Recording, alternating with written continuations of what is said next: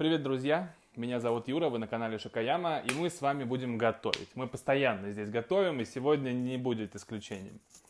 В чем будем готовить? Очень прикольную вещь, которая используется в ресторанах, в высокой и невысокой кухне для того, чтобы придать блюду какие-то дополнительные ощущения, консистенции, текстуры, в общем, что-то интересное. Плюс очень своевременная вещь, так как все закупились гречкой, я тоже закупился гречкой, у меня ее полным-полно. Просто есть кашу надоело. Мы иногда из нее готовим гречотто, тут вот будет ссылочка, обязательно посмотрите, очень классная вещь. Но надо, чтобы еще что-то из нее можно было сделать. И будем мы из нее делать попкорн. Даже, наверное, получается поп-греч, да, потому что это не корн все-таки, это гречка, а поп-греч. Очень простая вещь, немного муторная в подготовлении к жарке, да, но ничего прям сверхъестественного, каких-то энергозатрат она у вас не занимает, не отнимает, это просто время. Итак, мы берем гречневую крупу, вот тут обычная гречка, самая обычная, ничего в ней нет специфического, я ее только что вывалил в стаканчик гречки из пакета. Неважно, какое количество гречки вы возьмете, абсолютно совершенно это не имеет никакого значения. Просто возьмите столько, сколько вы хотите попробовать приготовить. Возьмите горсть гречки, да, для начала. Попробуйте, понравится, сделайте еще. Итак, вот мы берем, помещаем в миску. Дальше мы берем просто холодную воду. Холодной воды нам нужно столько, чтобы она нам закрыла бы эту гречку очень-очень-очень хорошо. Но у меня здесь, вот так вот. Все, видите, я налил очень много воды. Что я делаю теперь? Теперь я оставляю эту гречку в воде, минимум на ночь. Часов на 8, да, или с утра сделайте. Но я это делаю на ночь. Я замочил и все, оставил и забыл про нее. Пускай она у меня всю ночь напивается этой воды. Варить гречку мы не будем. Ну что, друзья? Вот наша греча, которая замочилась. Можете посмотреть, как она вся набухла, напитала в себя влаги. Это прекрасно. Теперь мы должны слить воду. Для этого я воспользуюсь сито. Если у вас есть мелко ячеичный дуршлаг, воспользуйтесь им. Но очень удобно это делать через сито.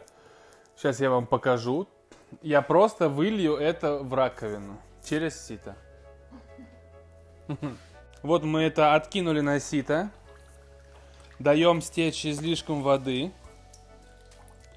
Дайте постоять, пускай она постоит. Там несколько минут, стекут излишки. Вот я подготовил себе пергамент.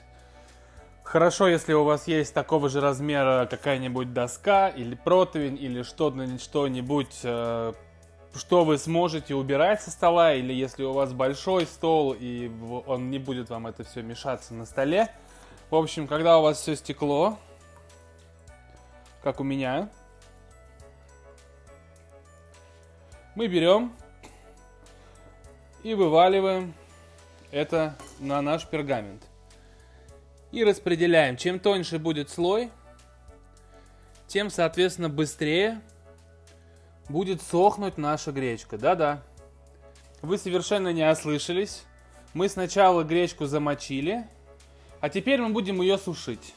Ну что, друзья, вот наконец-то высохла наша греча. Она снова стала рассыпчатой.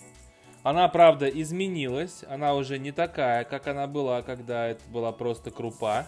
Она у меня сохла, где-то сутки. Даже, возможно, чуть больше.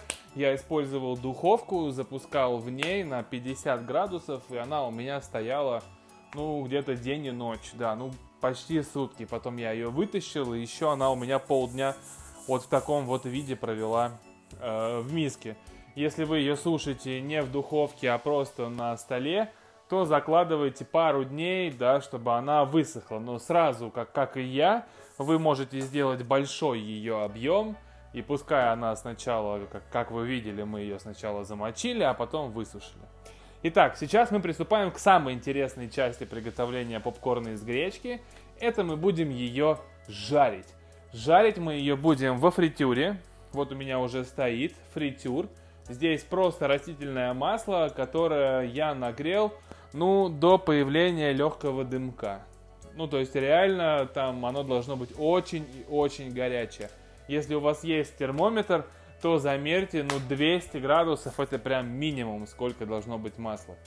В идеале, ну, вот такое, чтобы прям легкий-легкий дымок начал над ним подниматься, ну, как вот у меня сейчас. Итак, жарить будем в сите.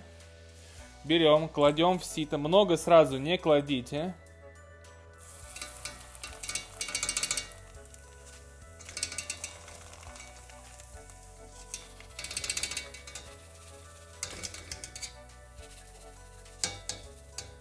И все, и сразу же ее надо посолить.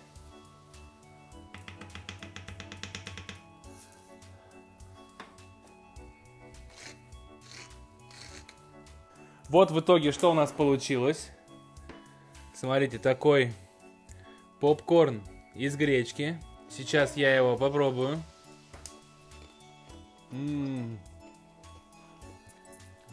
Очень прикольная вещь.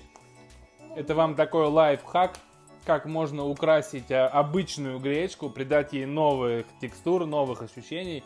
Сделать просто попкорн. Она очень воздушная, она хрустящая. Ну, видно по ней, как она вся раскрылась. Вся...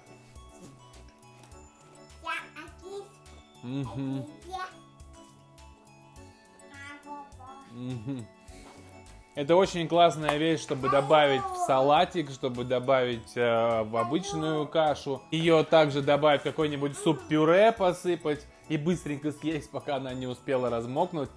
В общем, это вам лайфхак, как вот мы делаем в ресторанах, чтобы придать блюду какую-то дополнительную текстуру.